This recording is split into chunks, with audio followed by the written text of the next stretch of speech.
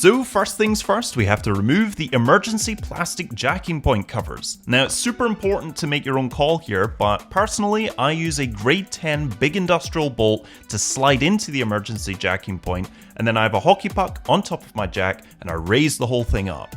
Now underneath our cars, there are jacking pad points. This is where you're going to position normally a 2-post lift, but we're going to use them to rest our SL on top of the jack stands. And make sure that you replace any of these jacking point pads that are damaged. Otherwise you run the risk of your SL falling or slipping off the jack stands, which is not a good thing. Now we remove the 4 10mm bolts on top of the grille. To get the grille off, we need to wiggle it, and you want to kind of wiggle the lower portion of the grille towards the engine. Now it's very important that the 2 plastic tabs need to be released underneath there for it to actually come out. On the lower portion of the front bumper, there are these metal grills that go around the fog lights. We need to take them off. Now to do this, you have to very carefully use a pick to lift some of the tabs while pulling the grill off. And be very careful because it's easy to snap these tabs, especially if you brute force it. Then you just repeat this on the other fog light. Now it's time to remove the wheels. This is optional, but I would definitely recommend it because it gives you a lot more room. Now I always slide my wheels underneath just as another safety backup, just in case the jack stands fail. So we have clear access to the fender liner fasteners.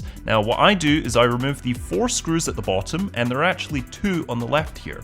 Now when you pull out the liner, there's a plastic piece that actually keeps it open just enough for your hand to get in there. Inside you'll see there is a metal clamp, and this clamps the bumper to the fender. To get it out, we remove the 8mm screw that holds it in, and it's a little bit of a wiggle game to get this out, but I've found pulling this bracket rearwards helps slide it out a lot easier. Now you want to repeat this on the other side. There are 2 10mm bolts that hold the bumper that need to be removed off the top, and there are 2 10mm bolts behind the fog light grills that we removed earlier. Now we push the bumper gently forward at both wheel wells.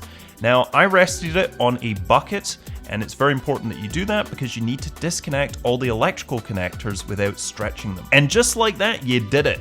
The bumper has been removed. Let me tell you, there is a whole pile more where that came from, because I'm going to be uploading a big chunk of videos on all the improvements that I've made to the SL55. So if you haven't already, subscribe, and I'll see you in the next one.